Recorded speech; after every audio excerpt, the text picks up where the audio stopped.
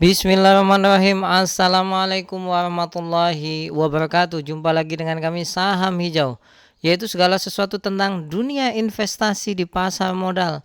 Pada kesempatan kali ini kita akan mereview dua emiten terbaik properti kuartal 1 2025. Ingat, versi Saham Hijau. Ya, jadi saya yakin banyak yang tidak setuju dengan apa yang saya sampaikan, tapi ini versi Saham Hijau. Kenapa kami buat konten ini? Karena ada yang japri kepada kami, Pak, usul konten juara di setiap sektor versi Saham Hijau. Oke, ini usulan yang bagus dan kami sangat senang sekali kalau ada usulan seperti ini. Sebelum lebih jauh, jangan lupa untuk subscribe. Dan kalau Anda ingin join untuk mendapatkan rekomendasi saham setiap bulan, klik tombol join atau gabung di sebelah tombol subscribe. Tentu saja disclaimer on. Kalau Anda pertanyaan, kenapa kok buatnya properti? Karena baru saja ada pemotongan suku bunga. Biasanya salah satu yang menjadi sentimen positif untuk sektor properti. Karena itu kita lihat. Yang pertama, kriterianya yaitu market caps di atas 2 triliun. Kalau di bawah 2 triliun bahaya ya. Teman-teman, bahaya karena naik turunnya sangat drastis. Yang berikutnya, operating profit tumbuh.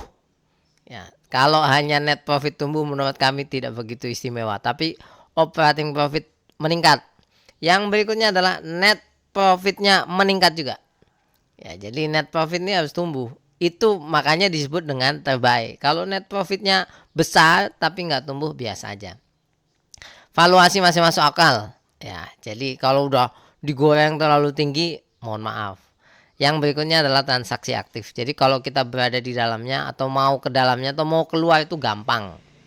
Ya, yang pertama adalah CTRA. Emiten ini adalah emiten properti LQ45. Memang menurut kami kinerjanya luar biasa. Dia punya kegiatan bisnis terutama ya, pengembangan properti, ada perumahan, apartemen, ada kantor ya. Juga ada properti komersial seperti mall, hotel, healthcare, kantor sewa, waterpark, golf. Ya, jadi kayak all in gitulah. Ciputra, maklum ya, Ciputra ini besar. Yang berikutnya ini berdasarkan tahun 2024 kalau proyek ini gambarnya. Mari kita lihat sahamnya. Sahamnya itu memang dalam 1 tahun, ini dari bulan Januari ya, itu baru naik 0,5%. Tapi kalau pasca kemarin penurunan tajam yang asing keluar banyak itu, memang naiknya paling kenceng ini. Ya, sudah naik dari 720 sampai 1000-an. Gede banget, 30-an%. Ya, sekarang nah mari kita lihat. Anda bisa cek banyak emiten properti kuartal 1 itu kinerjanya tidak begitu bagus. Turun ya, labanya turun dan lain-lain. Tapi CTRA itu tumbuh. Tumbuhnya nggak kaleng-kaleng ini. Bagus. Dividen ngasih walaupun sedikit. Emiten properti itu jarang yang ngasih dividen besar. Book value-nya masih masuk akal, 0,8, pair-nya 6 ya. Trailing 12 month-nya 7. Masih masuk akal. Nah, yang membuat istimewa adalah pertama, gross profit-nya 51%, operating profit-nya 34%, net profit-nya 24%. Gila, gede. Growth-nya ya, ini yang paling penting itu di sini, growth-nya ini. Revenue tumbuh 17%, gross profit tumbuh 18%, net income tumbuh 36%. Jadi gede. Bagaimana dari sisi keuangannya? Keuangannya masih oke. Ya, debt to equity ratio-nya 0,3, current ratio-nya 1,8, quick ratio-nya 0,9, masih oke lah, enggak ya, istilah kami masih oke intinya ya. Kemudian mari kita lihat dari sisi akumulasinya.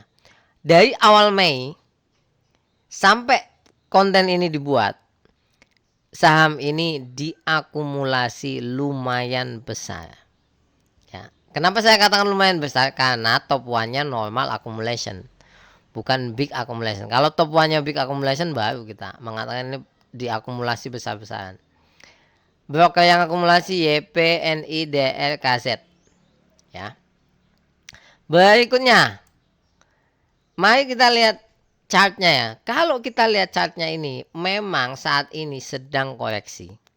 Dugaan kami ini hanya retracement aja, jadi koreksi sebelum naik lagi. Tapi ini dugaan loh ya, karena kemarin udah jenuh beli nih, udah naik lumayan tinggi dari sini set. Ini masih tekanan jual. Ya, Anda bisa lihat shadownya atau ekornya masih tekanan jual. Jadi koleksinya sampai berapa kita tidak bisa menyampaikan ya. Karena itu pasar. Yang berikutnya adalah LPCK. Mungkin banyak yang terkejut dengan ini. Ya, namanya juga versi kami ya, sangat subjektif sekali berdasarkan data. LPCK itu kalau Anda ingat ini adalah punya Lipo ya. Jadi ada rumah tapak, dia usahanya ini rumah tapak ya. Kemudian ada Black Slate di Tanjung Bunga Makassar, residensial Lipo Karawaci ya, dan lain-lain, Tanah Kafling dan lain-lain ya. Nah, tapi sahamnya LPCK ini nggak begitu diapresiasi. Anda bisa bandingkan dengan emiten-emiten lain seperti SMRA, PSDE yang udah naik, atau Pawon. LPCK itu enggak. Ya, jadi biasa aja, bahkan 1 tahun ini dari Januari itu minus 1%. Tapi kalau kita bicara kinerjanya, ya kinerjanya, kuartal 1 naiknya luar biasa. Ya, naiknya luar biasa. Kalau dari sisi valuasinya menurut kami memang masih murah. Book value-nya 0,4, pair-nya 4 ya. Kalau pair trailing 12 month-nya masih minus karena banyak minusnya. Tapi perlu diingat, yang satu ini punya kelemahan dari sisi apa? Dari sisi cash flow-nya. Cash flow-nya minus.